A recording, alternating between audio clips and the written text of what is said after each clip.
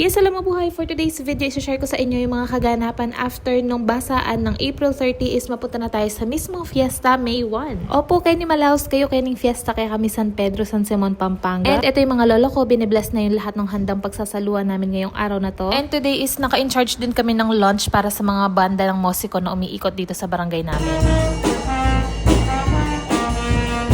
Tumugtog lang muna sila habang piniprepare yung table. Around 11 AM na din to, and kasabay niyan is malapit na daw itong libad sa amin. Ito yung sinasabi ko sa inyo kahapon na may libad sa ilog. Ito talaga yung pinaka main event tuwing fiesta is yung libad. Kumbaga ipaparada sa ilog si Apong Iro, yung patron saint. Mostly ng mga namamanatang lalaki, yan yung mga kasama niya sa kanyang float, and then maraming bangka na umiikot-ikot dyan. Minsan may competition din yan kung sino yung pinakamagandang bangka. And kita nyo naman yung spectators, yung mga nanonood, sobrang dami. And talagang yung iba dyan is sobrang matatanda na, umuwi pa rin dito, and yung iba is ngayon lang talaga naka-experience maki-fiesta. And every time na dadaan na to dito sa may tapat namin, talagang iniiwan ng mga tao yung mga bahay nila para talaga makapanood. Of course, yung paniniwala na mabibless ka kapag nakita mo yung libad. And after nun is nandito sila nag-e-exhibition pa rin, and after nyan marami pang nangyari, sobrang busy lang namin magkasikaso, and here we are nung gabi na may position pa rin after ng misa. Nakakapagod yung buong araw pero sobrang fulfilling pa rin. So ayun lang guys, thank you for watching, and I'll see you on our next fiesta next year. Bye!